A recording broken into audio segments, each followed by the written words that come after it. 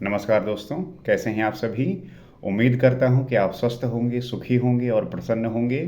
श्रीमद् भागवत गीता में आपका स्वागत है।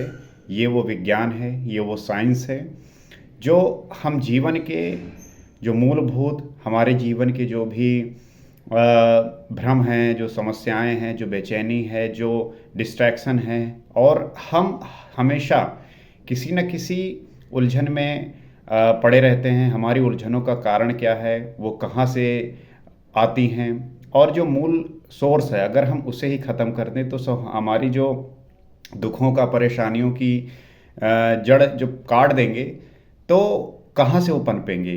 हम करते क्या हैं कि हम जो है एक एक पत्ती तोड़ते रहते हैं, और वो जो समस्याओं का पेड़ है वो बरगद है। हमें लगता है कि हम जो है एक एक पत्ती तोड़कर वो समस्याएं ख़त्म कर सकते हैं, परंतु बरगद के पेड़ को जब तक आप उखाड़ के फेंकेंगे नहीं, मेरा मतलब है कि वो बरगद का पेड़ जो आपने अपनी विसंगतियों से बुना है, जो आपने इस संसार में रहकर जो यहाँ की विकार हैं, जो यहाँ की दोष हैं, उनको धीरे धीरे बुन बुन के, पानी दे दे के उसको इतना बड़ा पेड़ बना लिया है कि जब आपको ये एहसास होने लगता है कि शायद अब ये बहुत ज़्यादा हो गया है, मुझे इसको ख़त्म करने की आवश्यकता है, उसके बाद भी आप जो है सिर्फ एक एक पत्ती या छोटे मोटी डाल जो है तोड़ते रहते हैं, उससे कुछ होगा नहीं, बल्कि आपको उससे और ज़्यादा कष्ट होने लगता है। तो अगर आपको वो सारे उत्तर, वो सारे परेशानियों कहाँ से उत्पन्न हो रही हैं, और अगर आपको पता चल गया है, तो आपको पत्ती तोड़ने से, डाल तोड़ने से कोई भी फर्क नहीं पड़ने वाला। आपको पेड़ को उखाड़ फेंकना होगा, अर्थात आप अपने समस्याओं के पेड़ को उखाड़ना होगा। और उसके लिए बहुत ताकत लगेगी, बहुत दम लगेगा, और वो ताकत, वो दम, वो आपके ज्ञान से, आपके बोध से हो जाएगा। कोई कितना भी गलत रास्ते पे हो, कितना भी अबोध में हो, अज्ञान में हो, फंसा हुआ हो, श्रीमद् भागवत गीता वो किताब है जिसके अध्ययन से, जिसके मनन से, ध्यान से आप वो सारा जो समस्याओं का पेड़ बड़ा हो गया है उसको आप उखाड़ फेंक सकते हैं। तो मेरा मानना ये है कि आप अगर इसका निरंतर अध्ययन करेंगे, इस पे ध्यान देंगे, तो वो आप उखाड़ सकते हैं। वो पेड़ जो है, आप जो समस्याओं की पेड़ बुन रखा है उसको आप उखाड़ के फेंक सकते हैं, आपकी समस्याएं समाप्त हो जाएंगी।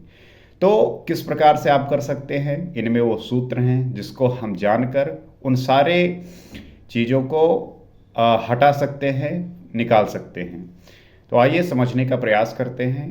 कर्मणेव कर्मया पश्येद कर्मणि च कर्म या सा बुद्धि मान मनुष्यशीर्ष सा युक्ता कृतस्न कर्म कृत। जो पुरुष कर्म में अकर्म देखे, कर्म माने आराधना, अर्थात आराधना करे, और ये भी समझे कि करने वाला मैं नहीं हूँ, बल्कि गुणों की अवस्था ही चिंतन में हमें नियुक्त करती है। पिछले एपिसोड में हमने देखा कि विकर्म क्या होता है।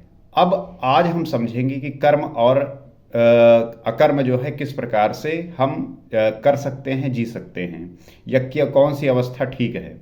तो वही कह रहे हैं कि जो पुरुष कर्म में अकर्म देखे, अर्थात जब आप कर्म कर रहे हो उसमें अकर्म, और कर्म माने आराधना, अर्थात आराधना करे और ये भी समझे कि करने वाला मैं नहीं हूँ। हर एक व्यक्ति को इसी बात का अहंकार रहता है कि जो मैं कर रहा हूँ वही मैं हूँ, और मैं ही मैं हूँ, अर्थात वो अहंकार की जो बदबू आती है उस व्यक्ति के अंदर से, वही उसके अवनति का कारण बनती है। तो गुणों की अवस्था ही चिंतन में हमें नियुक्त करती है। जब हम इस गुण को समझेंगे, जानेंगे, इस पर विश्लेषण करेंगे, तब जो है हमें उसका जो है उस ईश्वर को, अर्थात मैं ईष्ट द्वारा संचालित हूँ, ये कि जो आप उसके अंश हैं, जो आप उसके भाग हैं, वही संचालित कर रहा है। और ऐसा देखें, और जब इस प्रकार अकर्म देखने की क्षमता आ जाए, अर्थात जो आप कर रहे हैं आप ना होके बस आप एक निमित्त मात्र हैं। जैसे कि किया तो कृष्ण ने, लेकिन निमित्त बने अर्जुन, उसी प्रकार आप भी जो है अपने कर्म के प्रति बस निमित्त बनिए। लेकिन हो क्या रहा है, जो हो रहा है वो किसके द्वारा हो रहा है, बस इसकी जो है ध्यान रखना है कि उसमें आप कर्ता होते हुए भी अकर्ता होंगे। तो ऐसा देखें, और जब इस प्रकार अकर्म देखने की क्षमता आ जाए और धारावाहिक रूप से कर्म होता रहे, तभी समझना चाहिए कि कर्म सही दिशा में हो रहा है। तो कर्म ये देखते हुए जब इस प्रकार अकर्म देखने की अक्षमता आ जाए, अर्थात जो आप कर रहे हैं ये समझे कि मैं तो क्या ही कर रहा हूं, अर्थात आप जो है उस परम ब्रह्म परमेश्वर के कृपा मात्र से निमित्त मात्र हैं, इस प्रकार से अपने आप को देखिए। और जब धारावाहिक रूप से कर्म होता रहे, अर्थात निरंतर जब ये कर्म इसी प्रकार चलता रहे, तब समझना चाहिए कि कर्म जो है सही दिशा में है।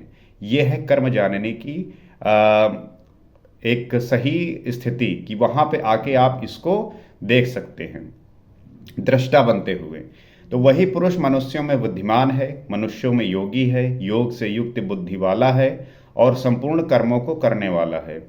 तो जो वही पुरुष है, अर्थात वही जो व्यक्ति है, वही मनुष्यों में बुद्धिमान है, वही मनुष्यों में योगी है और योगों से युक्त बुद्धि वाला है और संपूर्ण कर्मों को करने वाला है। तो तात्पर्य यही है कि हर एक व्यक्ति इस संसार में जिस भी प्रकार से जी रहा है, ज़्यादातर जो जी रहे हैं भोग की अवस्था में, भोगी बने हुए हैं। लेकिन जिसके अंदर ये गुण आ जाता है, वही जो है इस इस संसार में वही मनुष्य बुद्धिमान हो जाता है, वही मनुष्य योगी हो जाता है और योग से युक्त बुद्धि वाला हो जाता है, जो संपूर्ण कर्मों को करने वाला होता है। तो हम में से ही कोई हो सकता है, लेकिन ये थोड़ा मुश्किल रास्ता होता है, आप उस रास्ते से डर जाते हैं। बहुत लोग प्रयास भी करते हैं, लेकिन प्रारंभिक अवस्था से ही डर के भाग जाते हैं। तो डरने की आवश्यकता नहीं है, आपको थोड़ा ठहरने की आवश्यकता है, धैर्य रखने की आवश्यकता है। और जब आप निरंतर इस पे चलते रहेंगे तो आपका इसका परिणाम अच्छा मिलने लगेगा। तो उसके द्वारा कर्म करने में लेश मात्र भी त्रुटि नहीं रह जाती। सारांशतः आराधना ही कर्म है। उस कर्म को करें और करते हुए अकर्म देखें कि मैं तो यंत्र मात्र हूँ। तो आराधना ही जो है वो कर्म है। उस कर्म को करें और करते हुए बस अकर्म का जो है वो अकर्म की अवस्था में रहेंगे, अर्थात आप बस यंत्र मात्र हैं। करने वाले तो इष्ट हैं, परमात्मा हैं, कराने वाला इष्ट है और मैं गुणों से उत्पन्न अवस्था के अनुसार ही चेष्टा कर पाता हूँ। कराने वाला इष्ट है, गुणों से जो उत्पन्न अवस्था है उसके अनुसार बस आप चेष्टा मात्र हैं, अनुसार चेष्टा ही कर पाते हैं। तो उस प्रकार से अपने आप को रखिए। अपने आप को ये मत समझिए कि बस मैं हूँ तो बस मैं ही हूँ। आप अक्सर देखेंगे कि लोग जो है जब उनको कुछ उपलब्धि मिल जाती है तो उनका अहंकार जो है उन्हें दोषी बना देता है। आप देखेंगे लोग कहेंगे भैया वो बहुत सफल हो गए हैं तो बड़े अहंकारी हो गए हैं।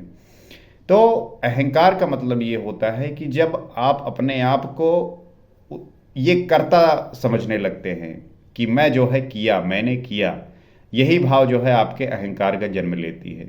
तो बेहतर होगा कि आप जो है अपने अहंकार को सदैव दबाए रखिए। दबाना क्या है, खत्म करना है, और ये खत्म होगा आपके आराधना से, आपके नित्य इसको सोचने से, चिंतन करने से। तो जब अकर्म की यह क्षमता आ जाए और धारावाहिक कर्म होता रहे, तभी परम कल्याण की स्थिति दिलाने वाला कर्म हो पाता है। तो यही तात्पर्य है कि आप जो है अकर्म की क्षमता पर आ जाए, अर्थात आप कर्म कर रहे हैं लेकिन आपका जो है वहाँ दृष्टा बनते हुए देखना कि मैं तो बस निमित्त मात्र हूँ।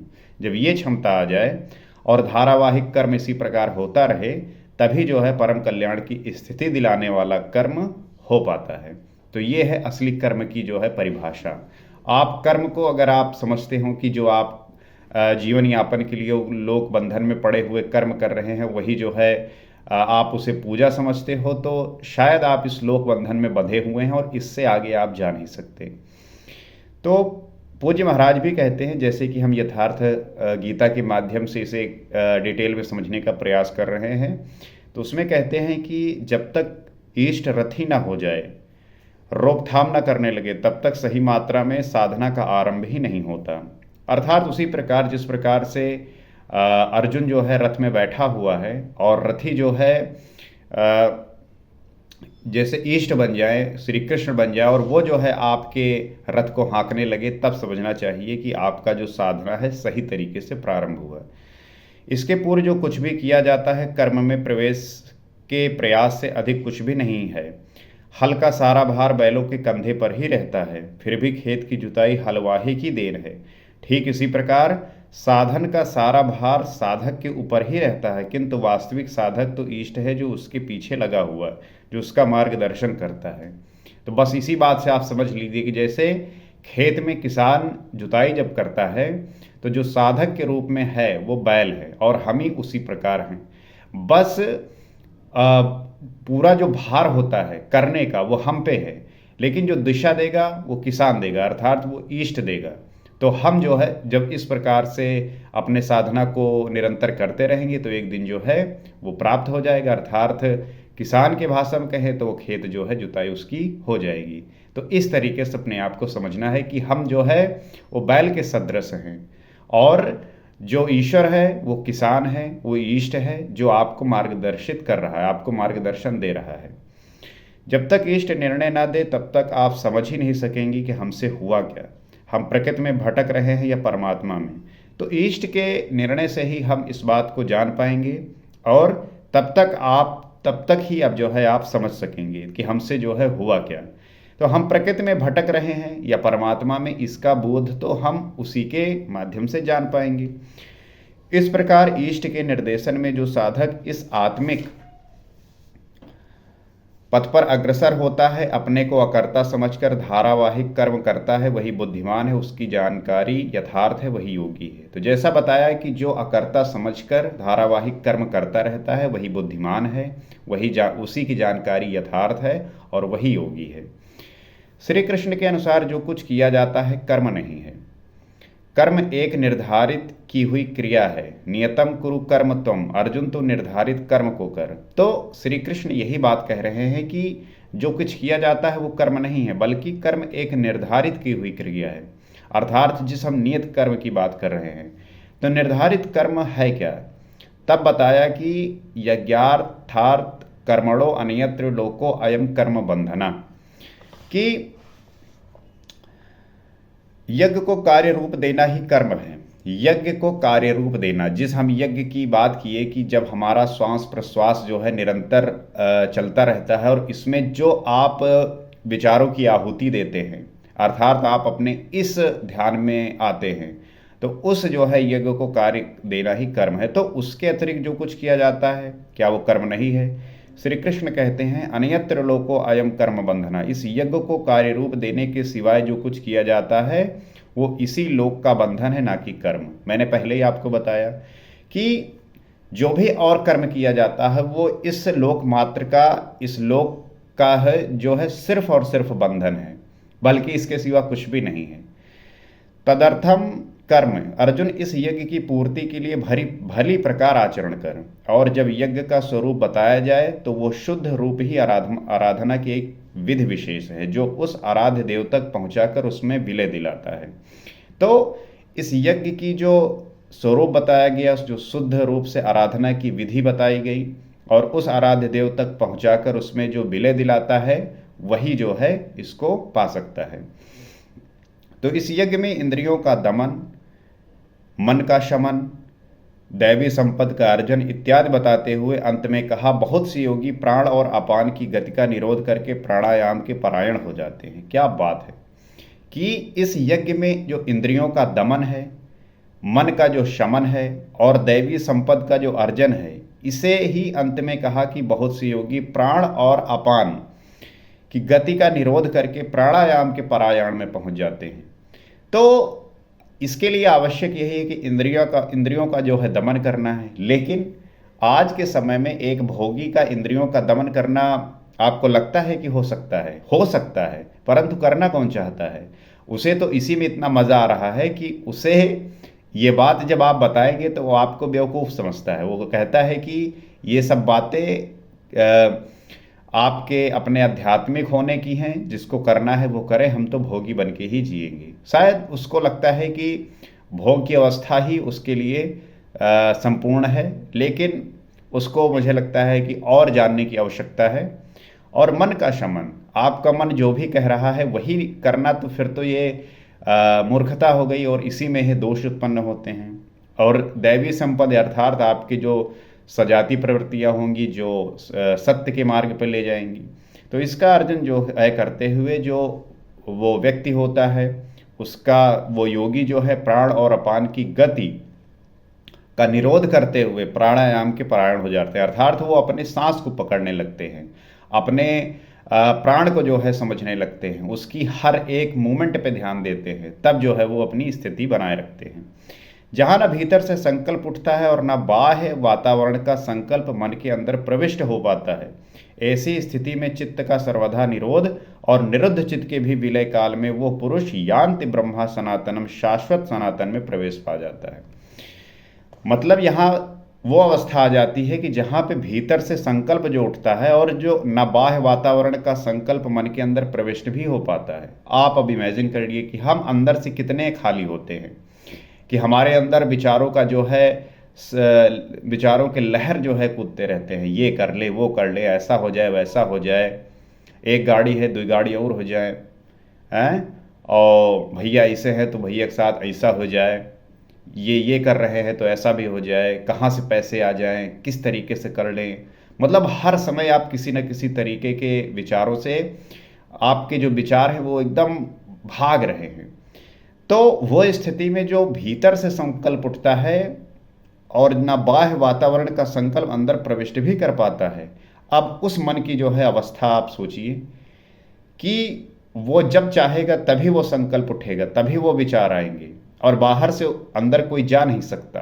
अब उस व्यक्ति के चित्त की स्थिति का आप पता लगा सकते हैं, आप सोच सकते हैं वो किस स्थिति में होगा।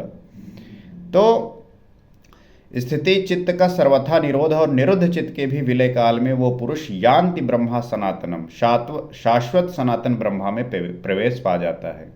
तो जिसकी ऐसी स्थिति हो जाती है वो सनातन ब्रह्मा में प्रवेश पा जाता है, शाश्वत सनातन ब्रह्मा में। यही सब यज्ञ है जिसे कार्य रूप देने का नाम कर्म है। यही कर्म है। आप अगर समझ रहे हो कि आप जॉब कर रहे हो, अपन जीवन यापन कर रहे हो, वो कर्म है, तो आप लोग बंधन में बंधे हुए हो, बस आप समझ जाइए। अतः कर्म का शुद्ध अर्थ है आराधना, कर्म का अर्थ है भजन, कर्म का अर्थ है योग साधना को भली प्रकार संपादित करना। तो यहाँ पे कर्म का जो शुद्ध अर्थ बताया गया है वो है आराधना, वहाँ पे कर्म का अर्थ बताया गया है भजन, वहाँ पे कर्म का अर्थ बताया गया है योग साधना को भली प्रकार संपादित करना, जिसका विशद वर्णन इसी अध्याय में आगे जो है हम करेंगे।